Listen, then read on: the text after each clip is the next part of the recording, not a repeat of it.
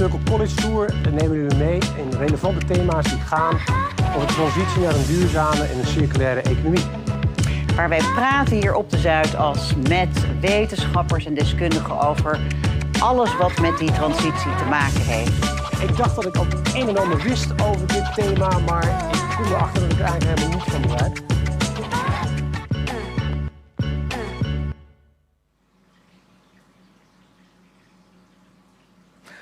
A warm welcome to you, all of you. Good afternoon, here from the CIRCL Pavilion, where we discuss sustainability matters.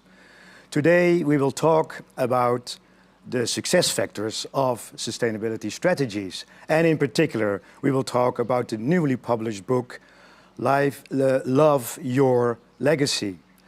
We will discuss that later, but I want to share with you that CIRCL is the pavilion where we discuss these matters, where we discuss sustainability, which is a theme that touches all of us. We just have to look at the news every day again to see how climate and circularity issues and social issues are so important that many entrepreneurs have started their own companies to tackle these issues and make money and impact for us all.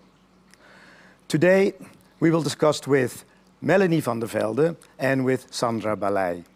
My name is Eric Buckens. I have been leading the ABN AMRO Social Impact Fund for the past 10 years, and just before summer, we launched the ABN AMRO Sustainability Impact Fund. Melanie, how are you doing today? Great, yeah, I love it being in the Netherlands.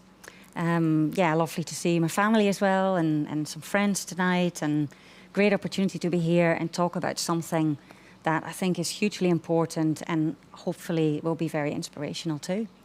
Fantastic to have you here. Welcome again. What made you write this book?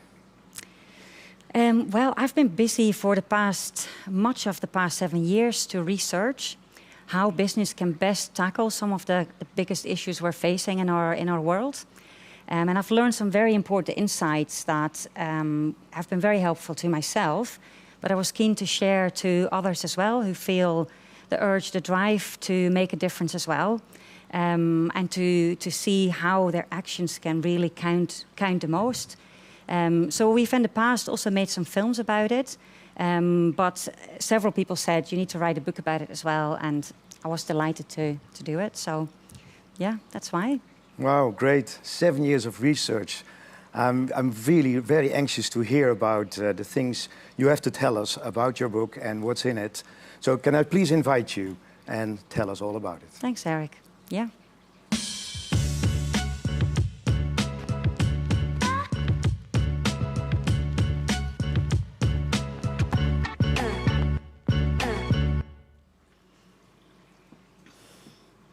Good afternoon, everyone. Why is it that some businesses are far more successful at tackling some of the biggest issues we're facing in our world compared to others, regardless of their commitment, their size, or their industry? How do you explain that some companies have a 300 to 400% higher success rate when it comes to their impact in a similar context and with a similar purpose? Well, as it turns out, they have certain key factors in common. I call it the golden formula for sustainability. First, I would like to invite you to think of some children that are close to you. They might be your own, your future children, your families, or your neighbors or friends. And imagine they're going to sleep tonight, snuggling up under their blankets. Except they're lying on a cold, hard, muddy ground with only a tin roof over their head. They're not safe, they're hungry, and they're intensely sad as both their mom and dad have died. At night, they have to be alert in case the rain starts to fall on the tin roof, so that they have to stand up and keep their blankets dry, because if they don't, they might sleep under cold, wet blankets and fall ill. And they have no means to pay for any medication, buy antibiotics, or any medical care. This is the reality of many children who are going to sleep tonight and every night. For example, here in the Kibera slum in Nairobi. In this slum live over 1 million people. And the official statistic is that the average life expectancy is 30 years old. And if we think about that figure, that means that most children who live in this city have lost either their mum or their dad or both of them. This is not the only place of poverty in the world. Over half of our global population are struggling to meet basic needs. And this affects children disproportionately. If we think about the pandemic last year, about 1.8 million people died globally as a consequence. But last year and each year, over 5 million, so nearly 3 times as many, babies, toddlers, preschoolers under the age of 5 die as a result of poverty, mostly due to hunger and malnutrition. Well, poverty isn't the only issue that we're facing. As Eric said in the introduction, we hear a lot about global warming and climate change, with extreme weather events having tripled since 1960. So we see increasingly floods, storms, wildfires. We face a huge loss of biodiversity. We see rising inequality in almost all countries around the world, which has a significant impact on the health and well-being of everyone in society and causes things like increased crime rates, social unrest, and we see increasingly divided and polarized societies. So some huge challenges. And how are we going to fix these? And what does it really have to do with business? Well, as the Secretary General of the UN says, we have to mobilize the private sector. It's 75% of global GDP. Collaboration with business is crucial when it comes to fighting climate change and eradicate all extreme poverty, and we're not on track. So is it enough for business to pick initiatives and to do something? Well, I don't think so. If we think about the enormous challenges that we have to tackle, I think it's important that we learn from past experiences and learn from that so that we take our actions wisely and make our steps, our investments, our time and energy into fixing these issues count the most. So, how can business best contribute to fixing these issues? Well, this has been a question that's been a driving force in much of my life for about the past 15 years. After working for about 10 years or so in the technology sector, I started working in the Kibera slum. So how could we do something about the issues that the young children and young people are facing living in a place like this? We started with a program working with local schools in the slum, giving children school uniforms, school fees, and a food program. We also supported vocational schools who were training young women who had had no education and were facing pretty bleak prospects with some basic tailoring skills. But the success rate was very low. Of the few hundred young women that would come through this program, usually every year about 2 or 3 of them would have a sustainable living afterwards, from like a micro tailoring business, for example. So it made me realize that education is vital in fixing poverty, but that if people can't make a living after that and have a sustainable income, we still haven't really fixed it. So our next step was to build the brand Johari. So we provided the young women with good designs, with facilities, the equipment, sales channels, processes, and everything to help them sell the clothing, the fashion, the jewelry that they made. And they made some amazing things in the end that we would sell in Kenya, but also in other parts of the world. And I would love to tell you that this was a major success story and had a happy ending. But whilst we had some good successes and we did make a difference to the lives of a small group of young women, it was extremely hard to make this a profitable company, something that could sustain itself and not rely on funding, and never mind growing the impact that we wanted to make. So I wanted to learn how to do this better, and I started my research project about 7 years ago. I spoke to many sector experts who have a wealth of experience, who have seen many failures, many successes. I looked at different case studies from around the globe, studied all sorts of related scientific studies and ancient philosophies. And by comparing systematically all the different, well, thousands of snippets of data, I found some very strong reoccurring patterns that I distilled down into 5 key factors. First, those with the best outcomes when it comes to tackling poverty or environmental issues tend to deal with the cause of an issue and not so much with the symptoms. So let me give you an example. Tom's Shoes is an American company, quite well known for when you buy a pair of shoes, they donate a pair of shoes to a child who lives in poverty. So a very great intention, and it tackles the issue of a child not having shoes temporarily. And we see a lot of these buy one, give one models or buy one, give a percentage models that companies initiate when they want to start making a difference. And charity can be vital and the right solution in certain contexts, for example, in disaster relief. But if it's used on the long term, as in giving things for free, it can at times do more harm than good, but also doesn't tend to really fix the underlying issue. And we have a lovely saying in the Netherlands called mopping up with the tap wide open. So if we keep doing that, if we keep dealing with the symptoms, we can keep throwing money, time, investment at it, but the cause isn't fixed and we will keep having to invest in it. And importantly as well, what studies show is that if we give things for free, when solutions are doing things for people, as opposed to empowering them to do it themselves, this can do more harm than good. And if we think about when all the second-hand clothing donations started and ramped up in Africa, this led to over 50% of people in the local textile industries losing their jobs as a consequence. And there are also studies that show negative psychological impacts, such as voicelessness, humiliation, depression, so not always the intended result. So let's look at a different approach. Soul Rebels is Africa's fastest growing footwear brand.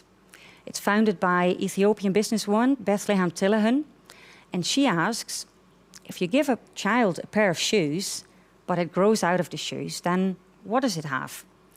And what she says is, right, let's tackle this more structurally, and she's opened up production facilities in areas where people are poor and really need opportunities for economic development.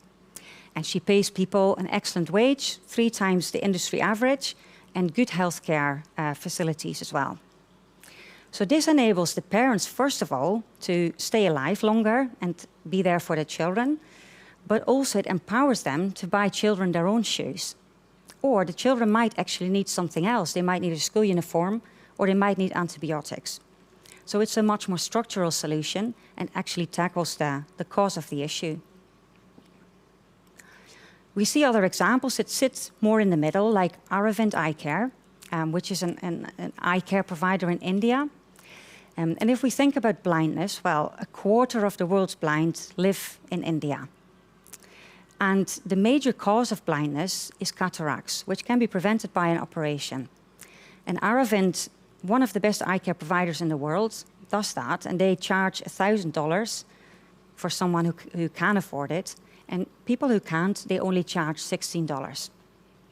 So they're not really tackling the root cause of why people can't afford an operation, but it's a structural solution for many people. And importantly, it's a financially sustainable solution. It doesn't rely on funding, so it doesn't have a fragile future, but it's a profitable company that can sustain its future and grow the future as well. Well, we see the same concept in a different context. So if we think about air pollution, a major issue we're facing as well, if we realize that over 90% of people around the world who live in cities breathe unsafe air.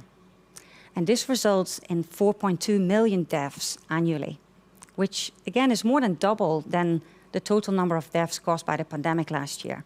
So a big issue. And what we see is solutions like, for example, big towers that are air purifiers that are popping up in some of the major cities.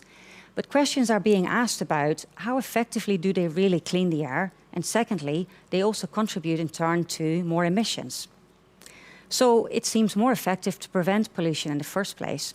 And I don't know if you've picked up in the news over the last few weeks that in Indonesia now polluting air has become illegal. I love this example, Patagonia. Patagonia is an outdoor clothing company based in California, and they tend to tackle the root cause of issues around pollution and other environmental issues. They famously ran an ad in the New York Times saying, "Don't buy this jacket," whereby they were really questioning the short-term lifespan that is typical for the fashion industry, causing enormous amounts of waste. So what they do instead is they focus on producing clothing that is very durable, of really high quality, and great designs. So it's very popular. You may be wearing some Patagonia items yourself, but they do several things really well. So they have this durability strategy. They also offer customers a repair service, or you can even return the item if you no longer want it, and they will recycle it or resell it for you.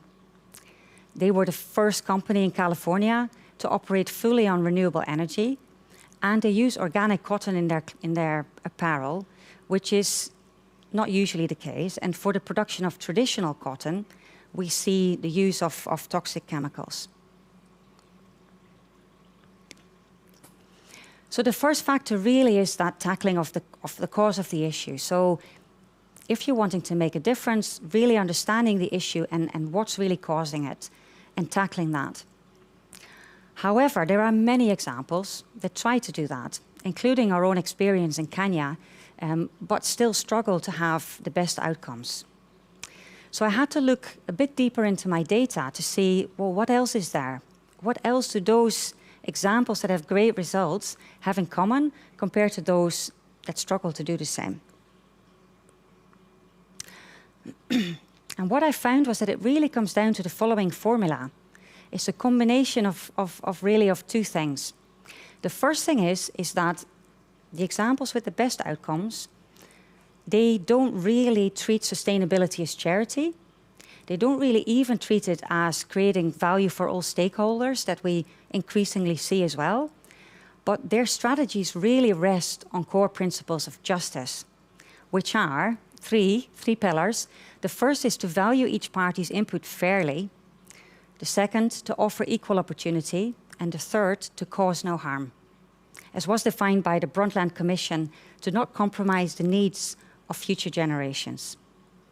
So let's look at some examples to make that just a little bit more clear. If we think about the cocoa sector, well, most of the world's cocoa is produced in West Africa. And sadly, the farmers that produce the cocoa get paid so little that they live in extreme poverty and are notoriously known for having children work on the plantations for nothing. Called the worst forms of child labor and also referred to as child slavery. So Tony's Chocolonely, a Dutch brand, have started paying farmers 25% over the typical farm gate price. They have direct relationships with the farmers and they monitor for strict adherence to zero child labor. So that's not charity, that is just paying farmers fairly for their contribution. Hisby Supermarket is another great example. They're based in Brighton, in the south of England. And Hisby stands for how it should be. And what they do is they pay 67 pence out of a pound to their suppliers, which is very untypical for supermarkets. So if we think, for example, about the bananas, pineapples, fruit that we eat, well, most farmers in South America that grow and harvest this fruit typically get paid 4%. If we think about dairy farmers in the UK, they tend to get paid 25 cents per litre, at which price they can barely cover their cost, which then has knock-on effects for their animal welfare, but also how they can pay their staff in turn. An amazing example of the offer equal opportunity pillar is C-Taste, C-Talents, and Sign Language coffee bars, which we'll hear a lot more about, that were all three founded by Sandra Bali. And I'll come back to why they are so successful and what they do in a bit. And the third is to cause no harm. So we saw the example of Patagonia that has excellent prevention strategies, but I also love the example of Schiphol Airport when it comes to the light that they use. Light bulbs are notoriously designed for obsolescence. You may have heard of the Phoebus cartel when light producers came together and decided, let's shorten the duration of light bulbs so that we can sell them more often and increase our revenue. So Schiphol Airport went to their supplier Philips and said, well, we don't want to buy light products anymore, but we want to buy light as a service. We would like a contract for 3 years and pay you a fixed rate. You're responsible for providing us with all the products, but also for the electricity bill. And this changed the whole design thinking for Philips. So they started producing very durable products, fixtures and fittings that are easy to replace in parts as opposed to changing the whole product each time, and also that are more energy efficient. So this is really one side of the equation. So very preventative in tackling the cause of some of the biggest issues that we face. But very importantly, they do something else at the same time. They don't forget about having a sound commercial model. I call them good profit drivers. The drive for profit maximization, is a very strong engine in our economy. And they go hand in hand together. So if we think about Tony's Chocolonelys, they would unlikely have grown their turnover as fast if the chocolate wasn't as tasty or if it wasn't marketed as well. Similarly, Patagonia would have unlikely been as successful if people didn't rate their designs and the quality of their clothing as much. So quite simplified, but very important. And this might sound like common sense, but you would be surprised how many examples there are, particularly of impact-driven businesses who forget about this side. Including myself, coming from a business background, having studied business to the end degree, we fell exactly in that pitfall. So if we think about the example of our company in Kenya, our whole workforce existed of young women who weren't particularly trained or had no experience in fashion making. And that made sense from wanting to do something in terms of empowering those women with skills and an opportunity to make a living. But if we think about establishing a successful fashion company, that's obviously not a very logical choice. So in hindsight, it would have been better if not our whole workforce existed of inexperienced staff, but maybe a percentage. And what I learned very quickly with my research was that we were far from the only ones falling in this pitfall. And science gives us a really good reason for that, a really good explanation.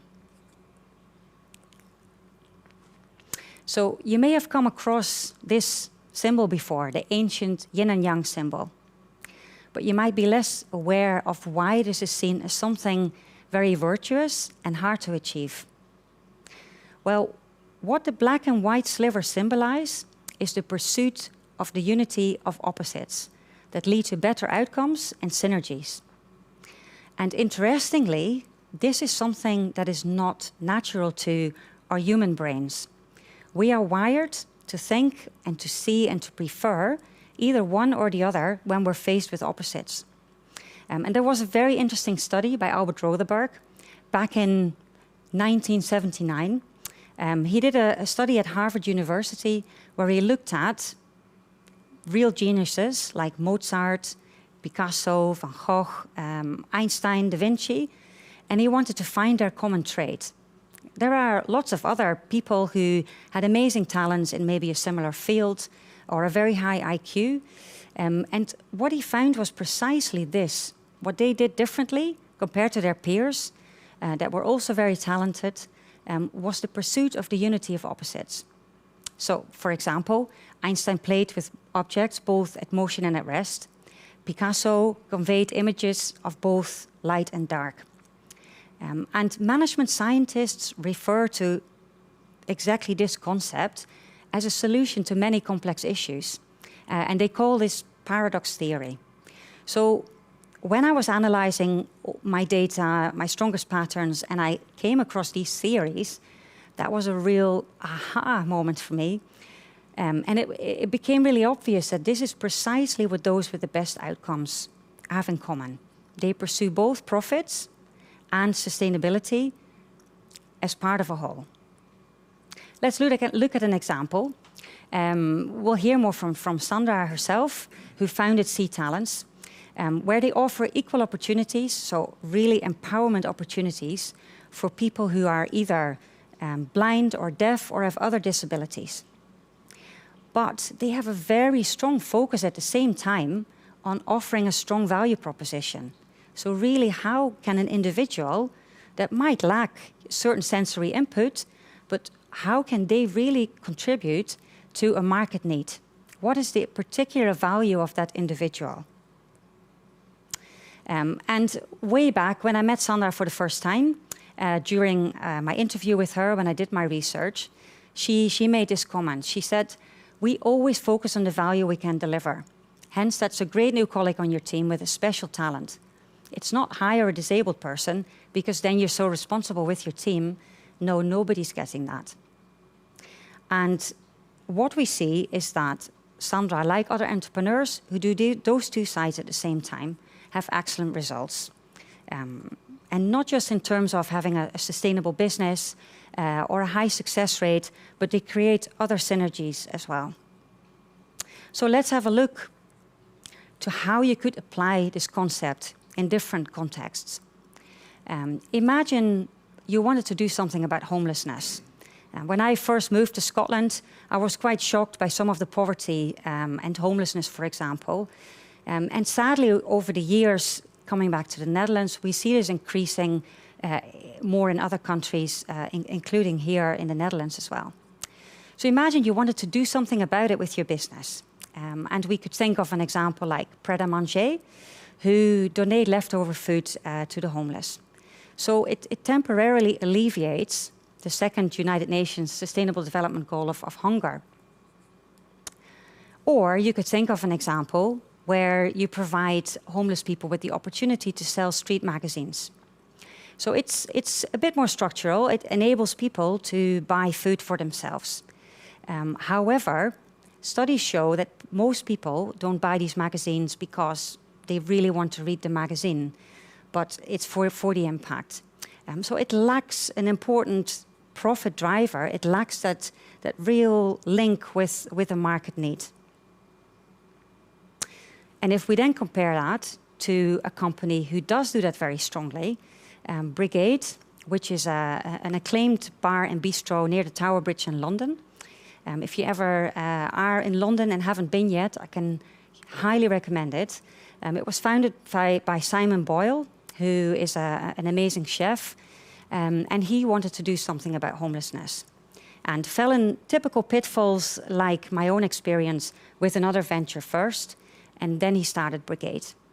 And when you go to Brigade, it's just an amazing restaurant with great ambiance, excellent food, and customers don't tend to really know that they're making an impact at the same time. And what they do is they take people from very disadvantaged backgrounds, like people who have slept rough or who are at risk of homelessness, and they train them up into high-end chefs. But they think about the commercial side very much at the same time.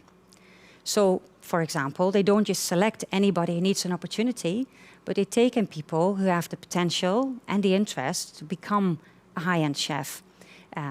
Not their whole workforce exists of people who need an opportunity, but they mostly take on very experienced people, so the quality in their restaurants is very high, and they take on 25% who need an opportunity.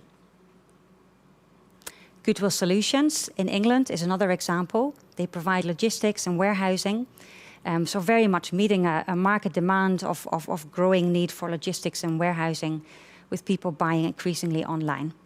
And as a company, they do brilliantly. They were in the FTSE fastest growing companies in Europe in 2017 and are still going very strong. And they also provide opportunities to people from a very disadvantaged background. And if we look then at their success rates, so they both have a 70 to 80% success rate of getting people employed and who will stay employed. They score a lot higher on KPIs such as confidence, self-esteem, health and well-being, future prospects, but they also do well as a business, so they can sustain their impact and grow it. And that compares to usually maximum 25 to 20% of companies who don't get these both sides as right. So we can see the importance of the black sliver, the commercial side, how important that is. But let's look at it from the other side. So what if the kind of white sliver, the justice side, sustainability is justice, if that is missing? What do we see then in reality? Well, companies compete to maximize profits. That is really what our economies function on. So what you will see is that if profits, like a decision that maximizes profits, is aligned with value for society, for planet, it's an easy decision. It's what we call a win-win. And if we look at the example of Unilever, their sustainable living brands very much meet a growing market demand and has contributed to 70% of their turnover growth. So it's a win for profits and it's a win for the environment. Reducing energy use reduces costs, so a win for profits and a win for the environment. But studies say that this is just the tip of the iceberg. If we stick only with these win-win scenarios, we're not going to fix the vast majority of the issues that we face. So let's have a look at the other scenarios, so the trade-off scenarios where they're not aligned and when the complexities arise more.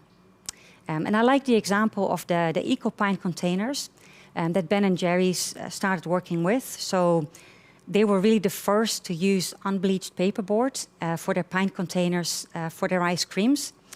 And by using unbleached paperboard, that prevents the release of dioxins in the environment, which is one of the most toxic substances ever created to negatively impact the environment, but is also linked to illnesses like cancer, for example.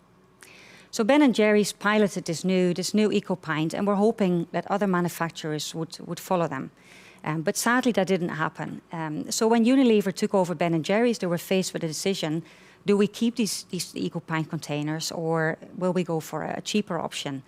And so supply was scarce since it hadn't been adopted throughout industry, and the cost was high. So not very good for profits, and sadly for the environment, that then led to saying farewell to the eco-pint. We saw the example of chocolate manufacturers paying really low prices instead of paying a higher price, which can lead to reduced profits. It's a hard decision to make.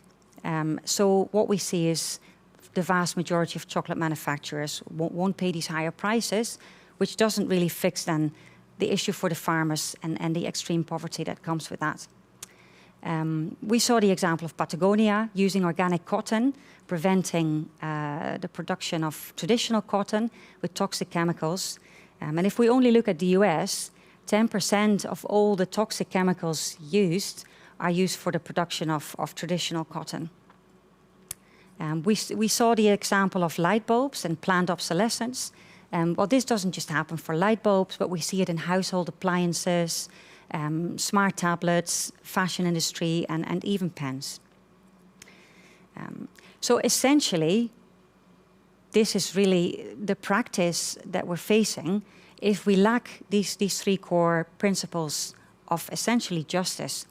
And if we realize these are justice principles, it's not really a nice to have, but really this should be practiced as a must have. And this is where I believe government has a very important role to play as well. And had there maybe been an incentive, a fund to support a Ben & Jerry's, for example, in their higher cost, but with a much higher value for society, then we could make it more fair for business to compete in a way that benefits society and the environment.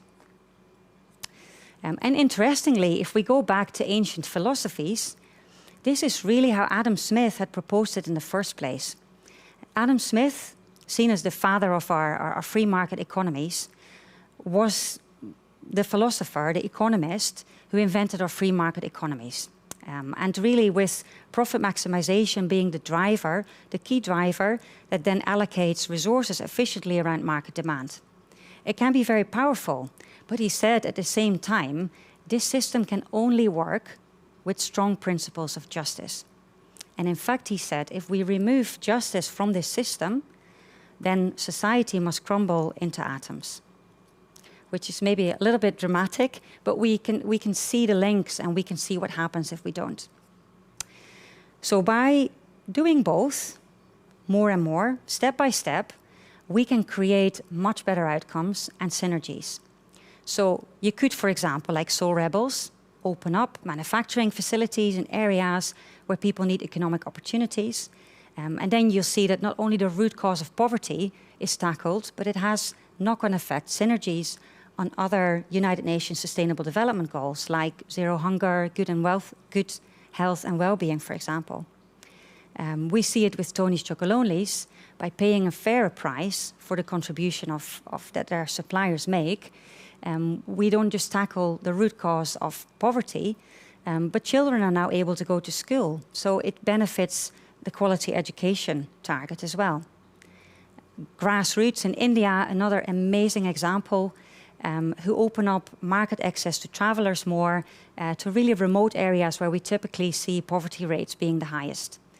And by doing so, again, they tackle the root cause of poverty, they create sustainable livelihoods, but it has knock-on effects because it allows farmers to no longer be trapped working as laborers on other people's lands for almost nothing, but so they can work on their own land, invest in better tools, and they have also reduced migration to city slums by 80%. And we see the same concept in environmental context as well.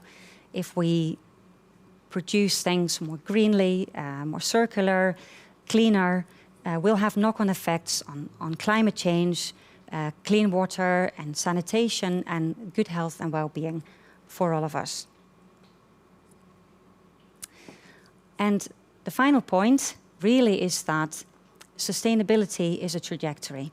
I loved how Eduardo, one of the founders of one of the businesses that I had as a case study in my research, put it. He said, sustainability is not a destination.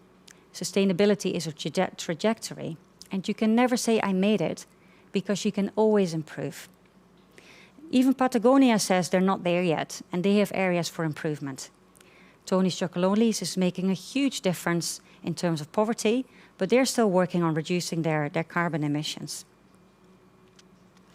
So really, if you wanted to make a difference, I believe it is very much about picking your best next steps and to choose them wisely to make them count the most. And then if we all did that on a bigger scale, we're moving from kind of ignoring the harm that can happen, sometimes far away, sometimes invisible, when we trade and do business without these justice principles. We're moving away from just focusing on the win-win solutions, but we're genuinely creating an environment where business is regenerating society and planet as opposed to depleting. So I'd like to leave you with this quote by Margaret Mead. Never doubt that a small group of thoughtful, committed citizens can change the world. Indeed, it's the only thing that ever has. And I wholeheartedly believe that the more we integrate these principles and we learn from people who show us these amazing outcomes that you can achieve, and the more we start trading and doing business, integrating these principles, the more our children and all the children in our world can go to sleep at night safely and wake up in a world that is flourishing. And yeah, I'd like to hand over to Eric now for questions. Thank you very much for listening.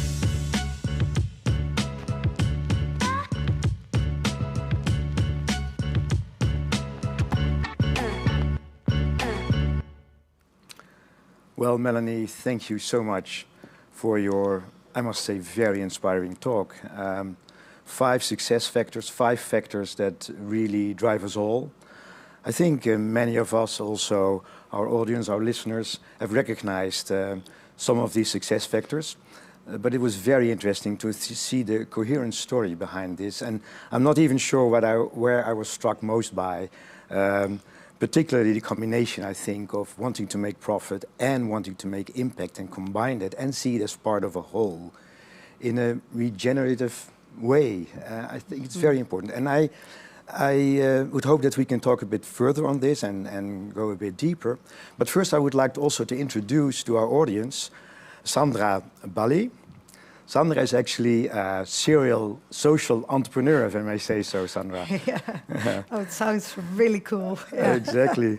I know her from founding C-Taste, C-Talents, and also sign language coffee bars, which we actually in CIRCL have is represented here. So in our daily coffee, we actually meet your work, so to say. Sandra, Melanie, and if you allow, I think, Sandra, you have been listening, and also Melanie mentioned you a few times as a good example. Can you elaborate a bit on how exactly these 5 sectors, success factors, would help your business, and how does it help you to, distinguish between success and failure? Yeah, I think why I really love the book and the research is it was actually the first time I read that. Yes, we're not doing a good cause. We are doing excellent business and hand in hand together with really realizing true sustainable impact. And in my world, in my eyes, in my vision, it's not a question if we should do this, but more every future-proof organization must do this. It's not a nice to have. For me, it's a must-have if you want to be there in the future as well. Like, the world needs us, that's clear. But an organization who contributes to that have a way long life cycle than any other. And I think our mission is to diminish the unemployment rate, which is 70%. It's outrageous, under the blind and the deaf, to 20%, but not just by helping all, but by combining their true talents who can add value to organizations by contributing to market needs. And this is not like a minor detail, this is the essence. Because this enforces us to continuously look at market demands and opportunities. And maybe I found a solution. We started with C-Taste, a restaurant in the dark. I made a lot of mistakes. I can tell you that. And then I met a lot of people who were higher educated. And I was like, this is not a real solution, because it's for a few people it's a good solution. But these are people who studied law, marketing, analysts. They should do a totally different work. And that's what we do with C-Talents. But it's continuously about improving that, looking to the market needs, but also to your, well, I must say, supply is not a good word maybe, but to the people you really want to make a difference. And we had to make harsh choices as well. Like the moment we made the choice not to be there for everyone, to have a sound selection process, a sound educational process, with also, with tough selection on it, right, we could really make a growth. Now we are doubling every year, right, which means doubling in revenues, but also doubling in the impact. Right. So, with focusing, we increased our impact. Yeah. Yeah. I see you're a good student, yeah, of the book, even before you read it, maybe. But very interesting to hear. I would like to say to the audience that, of course, you're very much invited to ask questions to either Sandra or to Melanie, if you want to hear more. And talking about that, I actually already have a question from the public. Melanie, what do you think? You have been combining what the companies can be doing and how they should see this in the broader light, look at the whole picture. One of the questions of the audience is whether poverty or climate, which one of these two should be the first issue to tackle? Oh, that's an interesting, difficult question. I think they're both huge challenges. And what I would advise anyone who wants to make a difference is understand the issues, whether it's poverty, whether it's pollution, whether it's inequality, whether it's climate change, and think of a few things. First, really, what are these issues, understand them, how is your business linked to each of them, and what is your own inner driving force, what is your purpose, where do you really feel driven, where you want to make a difference the most. And I think if you work through these and also understand where you're better placed, it might be that you're in a much better position to tackle poverty or climate change, or you might decide to do both, but you focus on one or the other first. And I think then it's really about taking the steps that are most effective towards that. So I wouldn't say it's always necessarily one or the other. No, I would say if you're working in an area where there is a lot of poverty or in your supply chain, it might be that you have the position, the opportunity to make a huge difference. But yeah, if you work in transport, for example, or potentially agriculture or in a food business, you might be better placed to make a difference on climate change. So I wouldn't say one or the other. I would look at these factors and then you can add in other issues, other steps later on as well. Yeah. Yeah. I was, while you were talking, thinking about even a step further. Would you think that in many cases the questions are combined? You opened yourself how the COVID disease actually was harmful for the poorer part of the world. Yeah. And I could see climate change affecting them more as well. Yeah. How do you see that? Yeah, absolutely. We know that well, most things affect poor people and particularly children the most. So yes, we know that climate change, people in Africa will be affected the most. So yeah, if you are tackling climate change, you're definitely also helping people who live in poverty, for sure. And vice versa.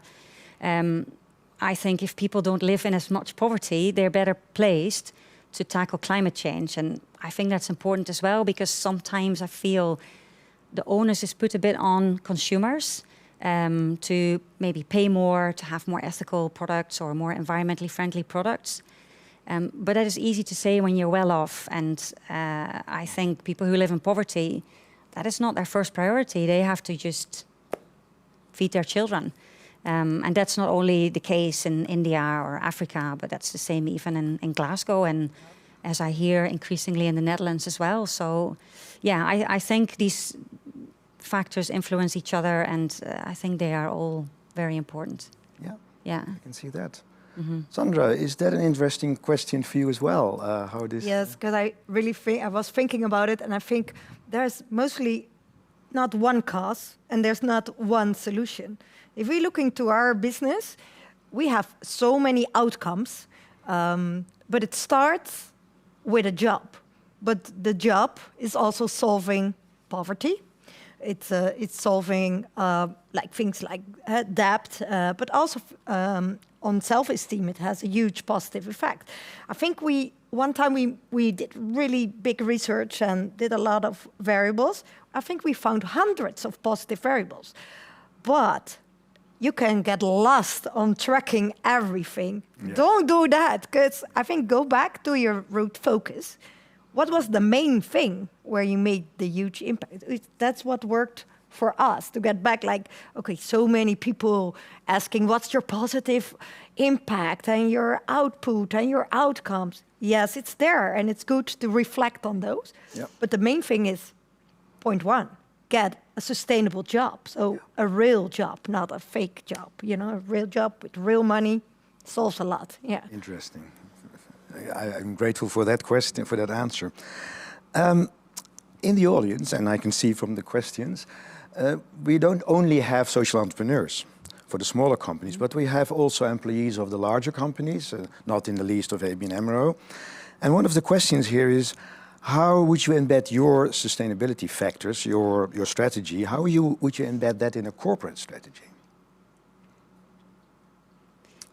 Yeah, so I think essentially it comes down to the same principles again, but you're coming from a different angle. So indeed, for social entrepreneurs, often that lack of focus on the commercial side, important to emphasize that.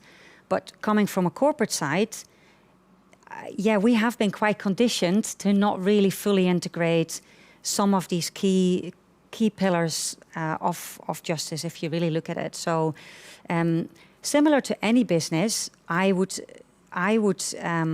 again, as a business, but as an individual, as a leader, as a team, look at really where do you feel the drive to make a difference, but also how do you link to these issues, and develop an effective roadmap accordingly. So and I guess if it's a corporate bank, there are so many things you can do, in terms of investment or loans for projects that typically take a longer time to pay back when it comes to social issues or environmental issues.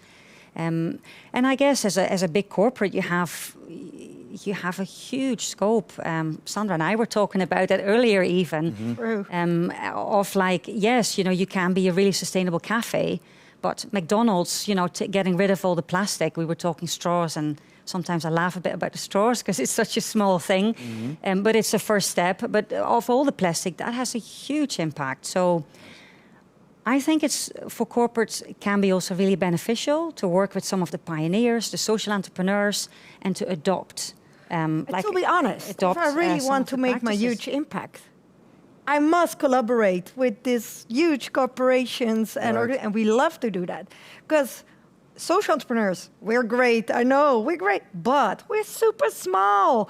We can only make global impact if we combine our powers. And I don't think this is like a project. This must be a part of your sustainability, your corporate strategy. I think it's like future-proof.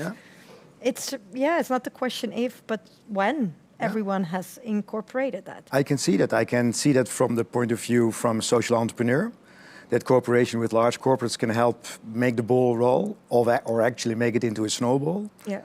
But I can also see it the other way around, that for large corporates, what you're actually emphasizing, it could be interesting to work with these pioneers and see how you jointly can actually create a solution for the better good. I liked very much your Unilever examples, for instance,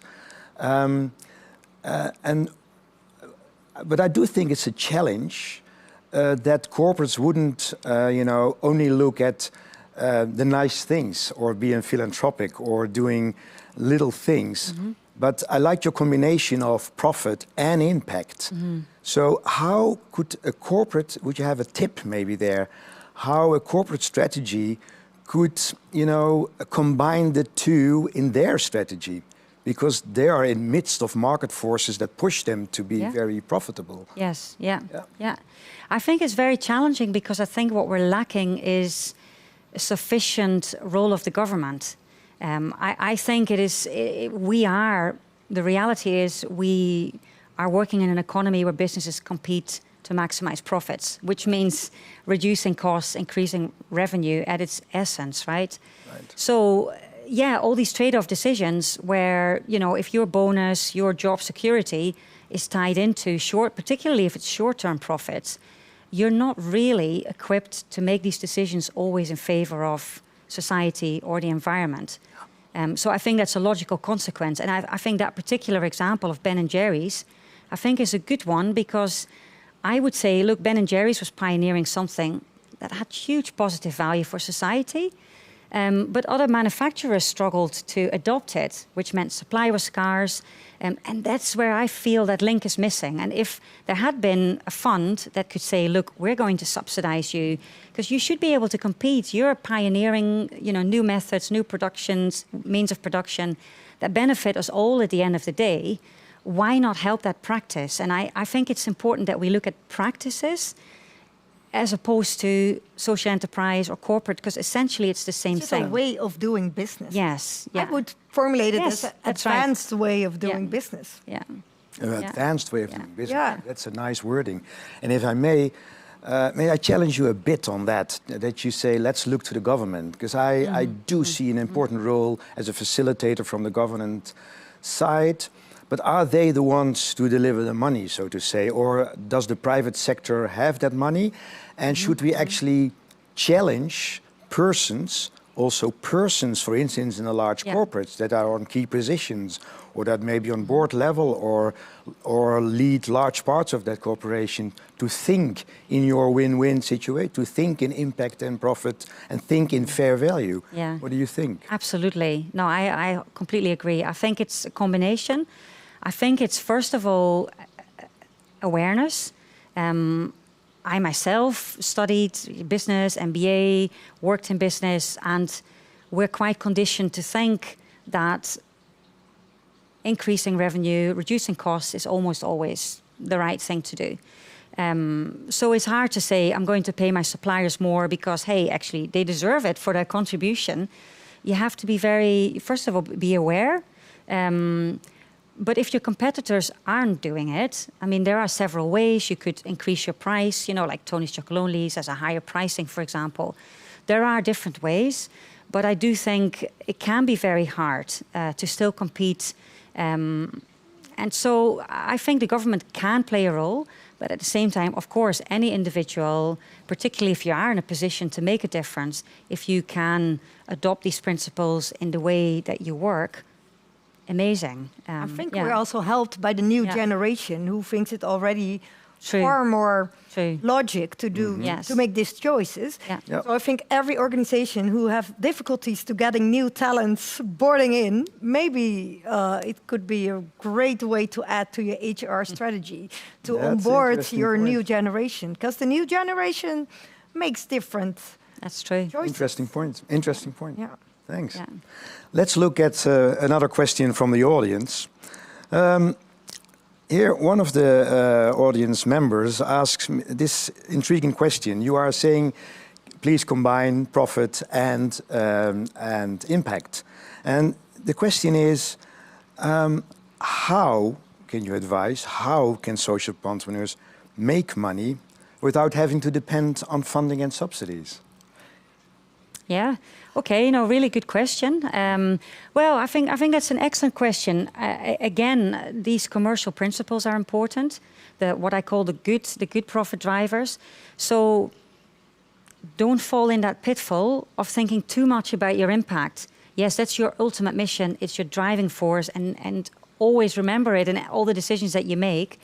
But really, what a lot of the entrepreneurs, successful social entrepreneurs, said to me is, lead with the business, as in lead with your value proposition, as in make sure that your customers would be disappointed if they could no longer buy from you, regardless of your impact.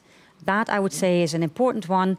And like any other business, you need to manage a great team, operate efficiently, effectively, and don't operate with unnecessary costs. But I would want to add just one thing there.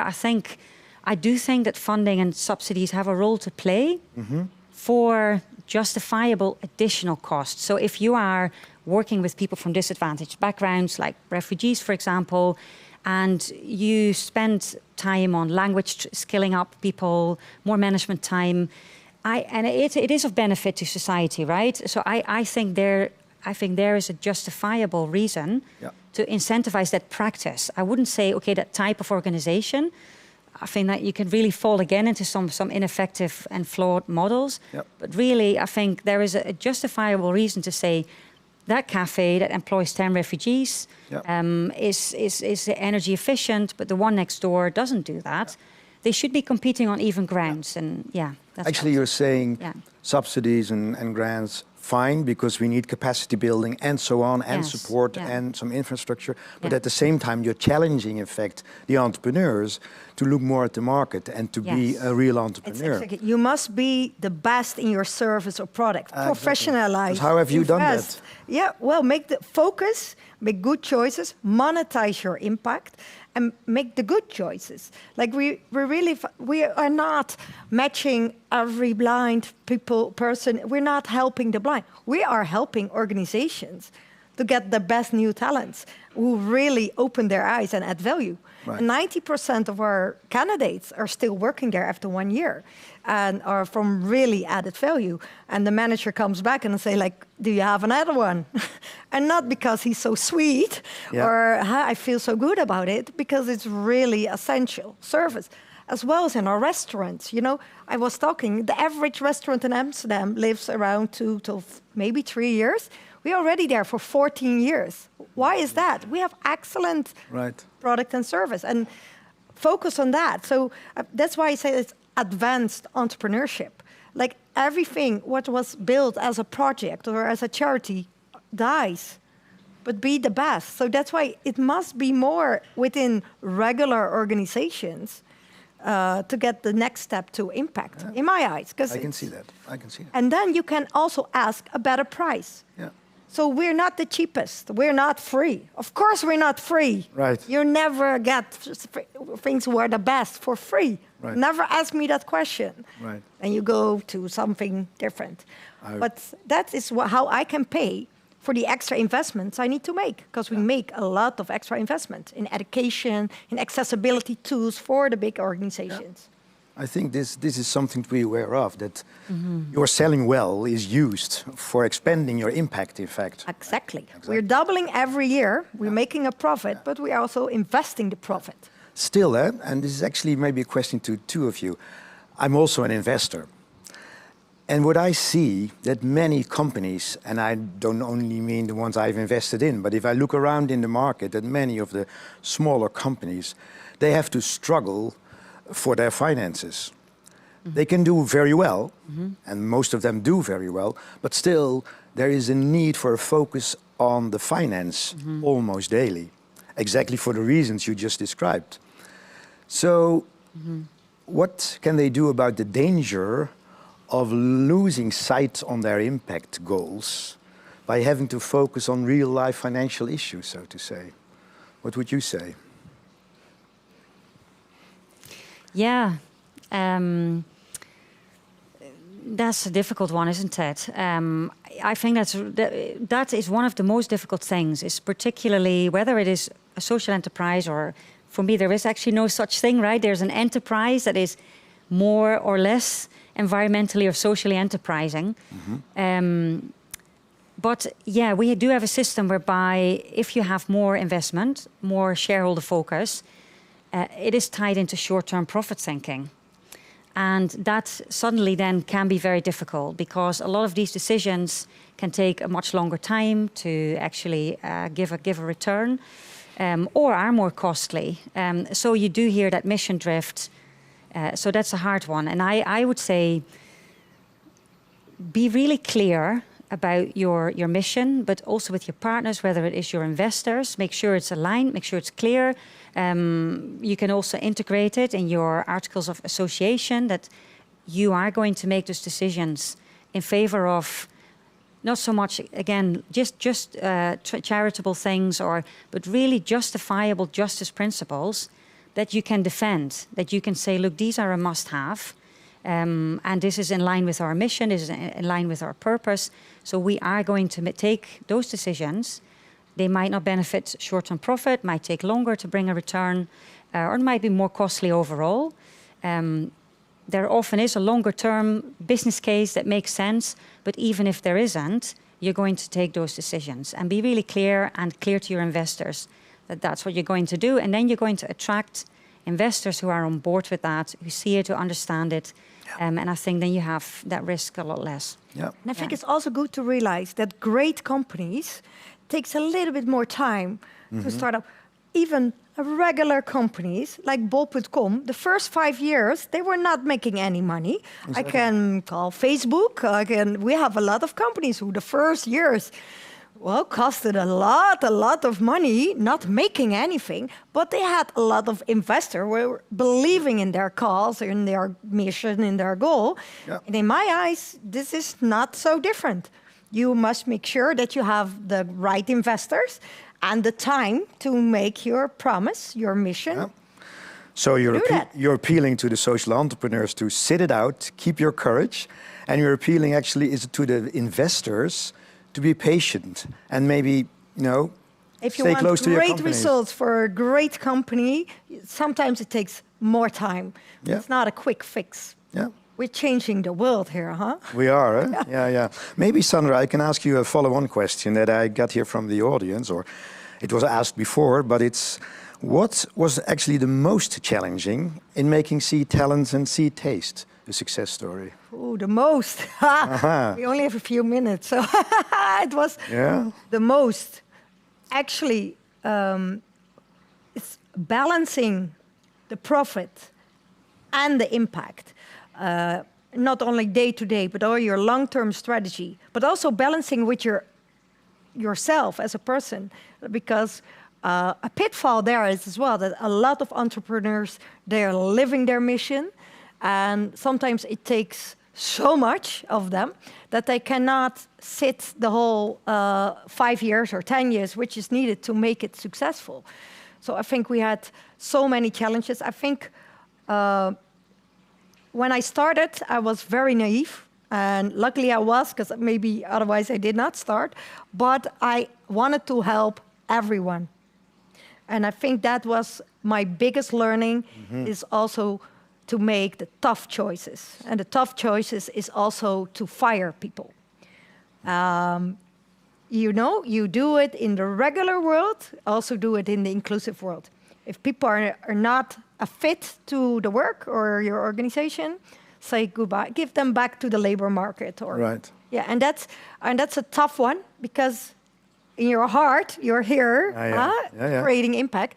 But that really, I think it was really tough to do that for 2 years, and now I'm used to it and making much more impact to that. It's more being really honest to yourself and to your business. Yeah. In that respect, I like your expression, give them back to the labor market, because indeed, some people are very well placed in other businesses and do impact in another area. And that's what I learned from CTAs, and I developed Seed Talents from that. Like, you have people who flourish at a bank, but you have also people who flourish working in an institution or a smaller organization. Exactly. And that's make the match. We are approaching the end, not yet. I think we have another 10 minutes or so. And there's a few questions from the audience that focus on the larger picture. And I will get to that. But before we do that, there is one more thing that one of the people in the audience is asking, and it is, what are some of the pitfalls of your sustainability strategies for companies? Well, I think I've mentioned some during my talk as well. It is really the crux of it. Really is doing those two things at the same time, and that we easily are wired not to do that. So we are very much thinking about, we're a business, so it's hard to make those decisions that actually, we know it's damaging, or we might not be super aware of it, but how can I rhyme that with my short-term profit? So that is one pitfall, to just not do these things. And on the other hand, as we talked a lot about, it's about forgetting the importance of sound commercial logic. And that is not just make sure you have a product or a service that people really want to buy. It really is all these different things. So I would say these are the pitfalls, and I think as part of that is also the separation of, right, we really want to see them separately, right? We want to see, if we see a social enterprise, it's almost as if then money is a dirty word. Yep. Like that entrepreneur shouldn't be very financially successful, and the investor shouldn't make a big return. And we even create structures around that of asset locks, and you can't ever sell that business for a financial return. And most stupid thing ever invented. Well, what happens then is that we see in surveys that the biggest barrier for social entrepreneurs to grow is access to capital. Yeah. And so why would you restrict, why would you make a company that is aiming to make more of an impact, why would you make these less competitive compared to their peers in the mainstream world, but that provide similar products and services who are not striving for the same impact? And it is, to me, having read these studies about how our brain works, it's understandable. But to me, it's very important now that we start realizing that, look, these two not only can go hand in hand together, but like Sandra says as well, they really, for the best outcomes, should. Yeah. We have 5 minutes left. I would like to ask you 3 questions from the audience. but I will ask them all three together, and maybe you can give a combined answer there. Okay. I ask them first from you, and maybe you can then indeed give some add-on. One question is, Tony Chocolonely's success, because there was a lot of slavery, it was also an impact success. But if we think beyond Tony Chocolonely's, if we think about sectors, should we maybe actually think of remodeling complete sectors, is one question. The other question is even a step further and says, should we not reevaluate the model of growth that we have been, adhering to, all of us? So sectors and the whole economy, and our thinking in growth models. And then, what could governments do then, if we have these questions in mind, to have if they have your five factors in mind? Yeah. What do you think? Okay, I'll try and be really quick. I think it is about remodeling how we trade and do business in all sectors, not just the cocoa sector. It's all sectors, and government has a role to play there as well. As in, it is not about incentivizing types of organizations or types of sectors or anything. It comes down to incentivizing these three core factors of, if we grow, we can grow our economies, we can grow our business, we can create wealth, we can become wealthy, we can do all those things, we can innovate and change. However, as long as it goes hand in hand with, we divide the pie fairly, according to the contributions made by everyone in the supply chain or within an organization. We include everyone, and we avoid harming the environment and society. Could there be a more inspiring end to our wonderful talk this afternoon? Before I go to a few last practical things for the audience, is there a last tip in one sentence that you could give to the audience, which are entrepreneurs and institutional employees? Yeah. We cannot wait any longer. Start now, today. You can make a change. I'm totally convinced. Start now, you can make a change. Don't talk. You can Let's make do a it. change. Yeah. Yes, totally agree. And I would also say, think about the issue you're trying to resolve, think about your purpose, and take your next steps as wisely as possible to make them count the most. All right. Thank you so much to both of you. Thank you for introducing your book. And to the audience, I would like to say, the next college College of CIRCL, is on the 27th of October. You can, again, apply through or subscribe through the website. I'm not sure whether I can actually say who is there as a guest at that moment, but please look at the website and keep this date in mind on the 27th. Thank you very much, Melanie. Thank you very much, Sandra. To the audience, goodbye. Bye.